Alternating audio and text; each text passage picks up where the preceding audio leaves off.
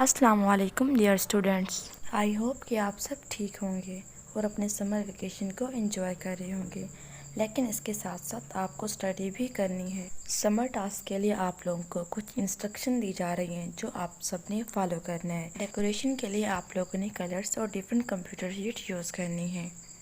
मोहतरम वालिदैन, आप लोगों को इस पेज पर बताया गया है कि आप लोगों ने समर टास्क के लिए स्कूल की कॉपीज़ यूज़ करनी है, ना कि होमवर्क की कॉपीज़ यूज़ करनी है।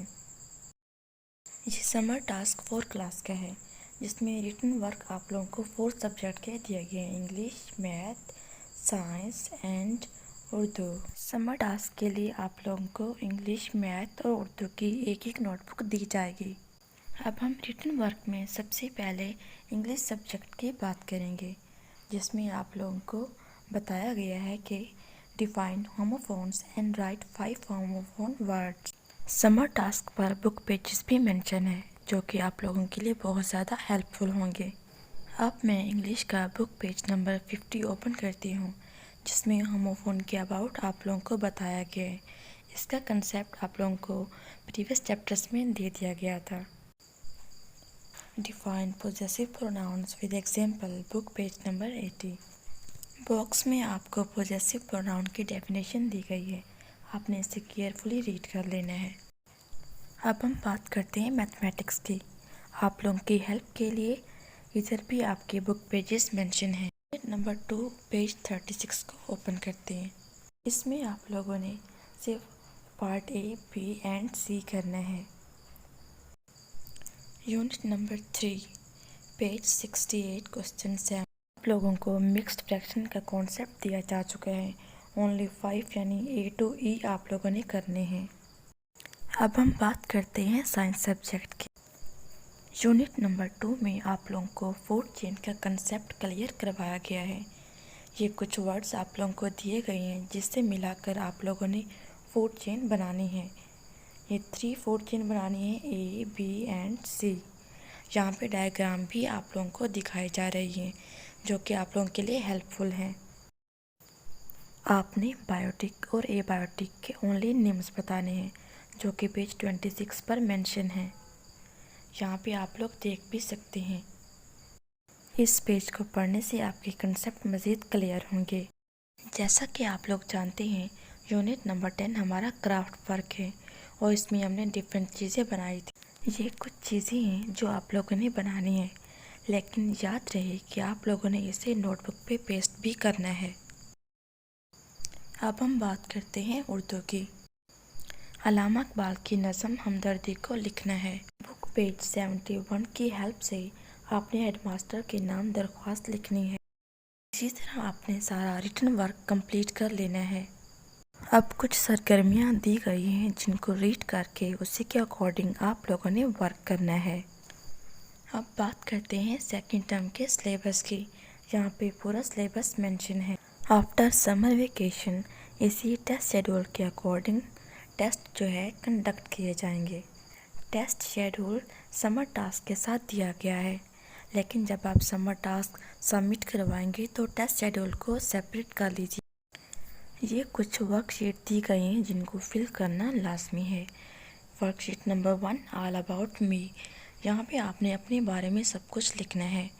Worksheet number 2 all about my mom, उनको कौन सा फ्लावर पसंद है, कौन सी बुक रीड करना पसंद करती हैं, कौन से एनिमल पसंद है, इस तरह आपने फिल कर लेनी है। Worksheet number 3 it's all about your dad. Worksheet number 4 ये कॉम्प्रिहेंशन है। इसको सॉल्व करने का तरीका ये है कि आप इसको 2 से 3 टाइम केयरफुली रीड करें, देन ही इसका आंसर राइट करें। वर्कशीट नंबर 5 जम्बल्ड वर्ड्स, आपने इनको करेक्ट करके इसके राइट आंसर लिखना होता है। वर्कशीट नंबर 6 आपने करेक्ट होमोफोन को सिलेक्ट करना है और इसको उसकी राइट प्लेस पे लिखना है। वर्कशीट नंबर 7 ये कॉम्प्रिहेंशन, दिए गए पैराग्राफ को आपने 2 से 3 टाइम पढ़ना है। उसके बाद आपने इसके आंसर्स फाइंड करने हैं और राइट कर देना है। बिल्कुल ऐसे ही ये कुछ आप लोगों के ब्लैंक्स हैं, आपने इनको भी फिल कर लेना है। Worksheet number 8 it's also comprehension, इसको भी आपने वैसे ही रीड करके सॉल्व कर लेना है। वर्कशीट नंबर 9, ये मैथ की है। रफ वर्क के लिए आपने कोई सेपरेट शीट यूज़ नहीं करनी, बल्कि इसके सामने ही आप लोगों ने रफ वर्क कर लेना है। वर्कशीट नंबर 10, कॉन्सेप्ट भी आप लोगों को दे दिया गया है, आपने इसको भी सॉल्व कर लेना है।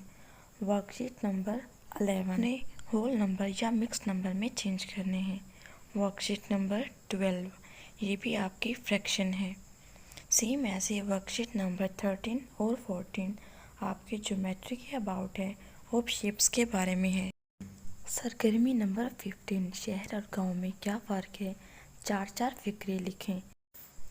आपने तस्वीर चिस्पा करनी है और लिखना है।